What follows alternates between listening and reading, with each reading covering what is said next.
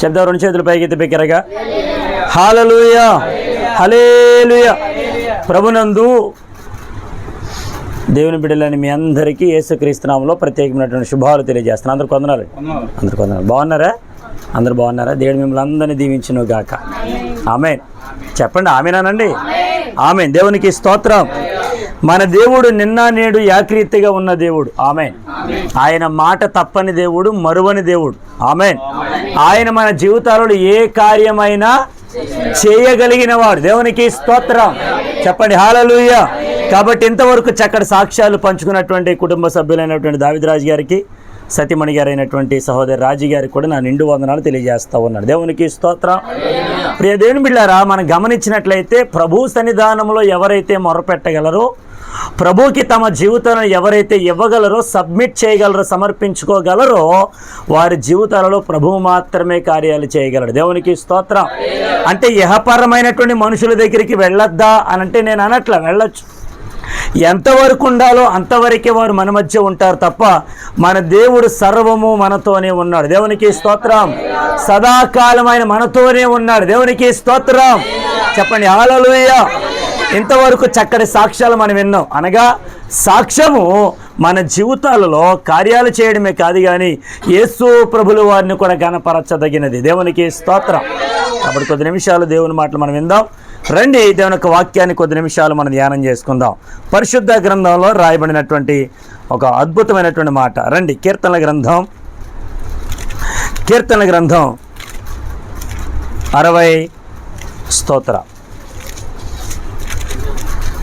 66వ సంకీర్తన 16వ వచన భాగం. దేవుని యందు భయభక్తులు గలవారులారా, మీరందరూ వచ్చి ఆలకించుడి. ఆయన నా కొరకు చేసిన కార్యములను నేను వినిపించేదని. దేవునికి స్తోత్రం. ఏమన్నాడంటే భక్తుడు, దేవుని యందు భయభక్తులు కలిగిన వారులారా, లేదండి యెహోవా యందు భయభక్తులు కలిగిన వారులారా, మీరందరూ వచ్చి ఆలకించండి. ఎందుకు?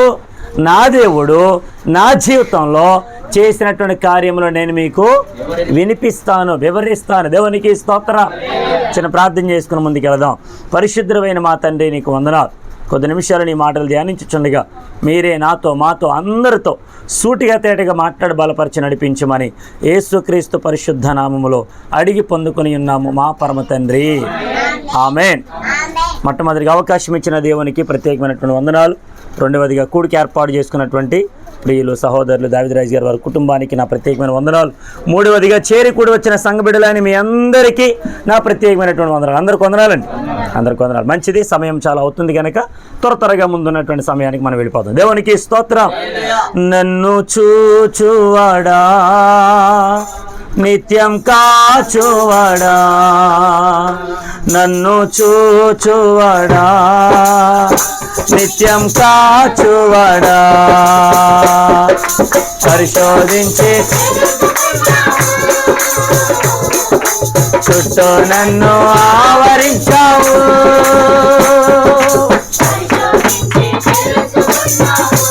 చప్పట్లు కొడదాం.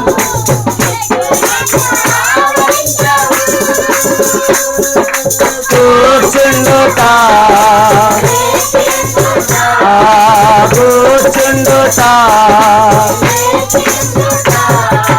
బాగుగా ఎరిగి ఉన్నావు రాజా, బాగుగా ఎరిగి ఉన్నావు, బాగుగా ఎరిగి ఉన్నావు రాజా, బాగుగా నన్ను చూచువాడా, నిత్యం కాచువాడా, నన్ను చూచువాడా,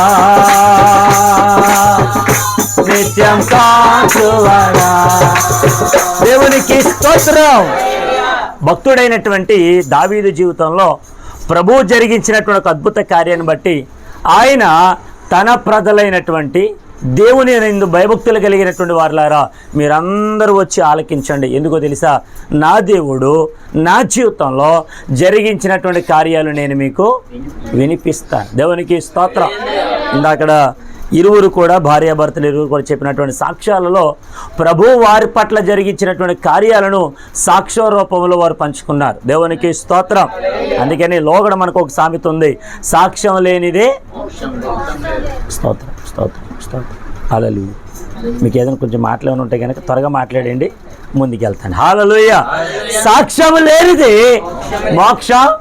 నేను అంటాను సాక్ష్యం అంటే ఏంటి? నేను ఒక మాట చెప్తాను, దయచేసి ఎవరు బాధపడద్దు. దావీదు రాజు గారికి యాక్సిడెంట్ జరిగినప్పుడు, ఒకవేళ అంబులెన్స్కి చేశారేమో, ఇరువురి యొక్క యాక్సిడెంట్స్ లేదంటే ఎవరికైతే జరిగిందో వారి ఇరువును కూడా హాస్పిటల్కి తీసుకొచ్చారేమో.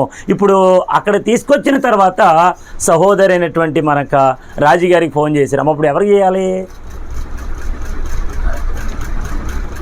ఎవరికి చేయాలి ఫోను? మాట్లాడరేంటండి? ఎవరికి చేయాలండి? స్తోత్రం నాయన. యాక్సిడెంట్ అయినా కుటుంబానికి. ఒక వెరీ గుడ్. నేను ఆల్రెడీ చెప్పేశాను, ఆల్రెడీ రాజుగారు తెలిసిందని. ఆ తర్వాత ఎవరికి చేయాలి? మరి ఏది చేయలేదే?